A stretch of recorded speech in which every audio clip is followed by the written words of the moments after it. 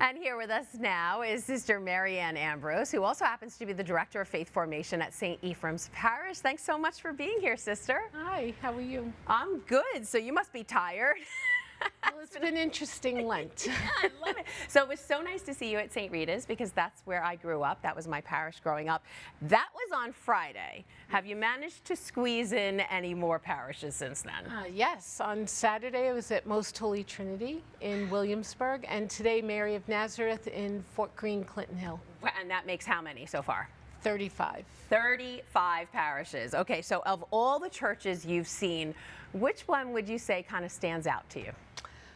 For me personally, St. Martin of Tours stood out because in 1982, when I was investigating and exploring the Sisters of St. Joseph, I was invited to live in a house for a time to check it out. And the investigator in me wanted to do that, and it was the best year of my life. And it changed everything, and even for my family, because entering the convent was not exactly on their top of the list, but meeting the sisters there, and it was just wonderful.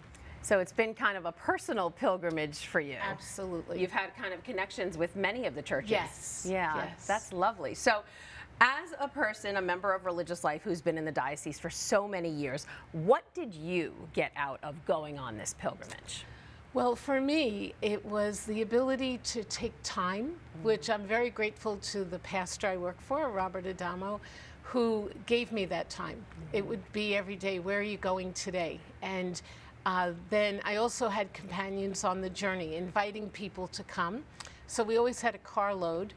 And like in The Wizard of Oz, it says it's not the journey, it's the companions on the journey, and the stories we would tell, and you know, laughter and sharing. Like Sister Mary Sevilla was in the car. She has a lot more years in the diocese. And we would just tell stories of each place. And, you know, and this Lent was extra special because last Lent I was laid up with foot surgery and in a hospital. So this year to be traveling is wonderful. And it's kind of an evangelization tool, wouldn't you say, for all people in Brooklyn and Queens? Absolutely. How so? Talk about that a little bit. Well, one couple that I met at St. James, and then we kind of fell into each other in other churches, and eventually Michelle and I started talking, and she shared, her husband Joseph was with her every day, and he was not a churchgoer. And he made the commitment to journey with her. And off they went together, and she shared with me how this has changed him. And so they're in their own family, you know, just one-on-one. That's beautiful. A nice experience for the two of them. So they're already talking about doing this again next year. So how could it be even better? Well, I mean, everything in hindsight, you know, I'm already thinking if St. Ephrem were to be chosen, what would we do? You know, but one thing I would say, like, there was the opportunity to register ahead of time to get on the mailing list. So every Monday you get an email with here's the week ahead of you. That if they sent passports to the parishes, which I see your passport, which I understand this next year will probably be digital, but then we have to make sure everyone has a QR code, because that was a little sketchy here and there.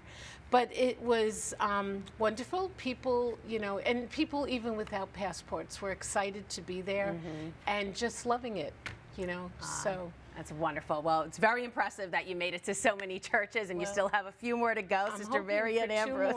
I love it, and I know you'll be there. Thank you so much for being here. Oh, thank you. It was wonderful to be here and to be there everywhere. Hi, I'm Christine Persichetti, anchor of Currents News. If you like what you saw, please hit the like button on this video. And if you want to see more content just like it, subscribe and click on the bell for notifications. Thanks for watching, because we are putting your faith in the news.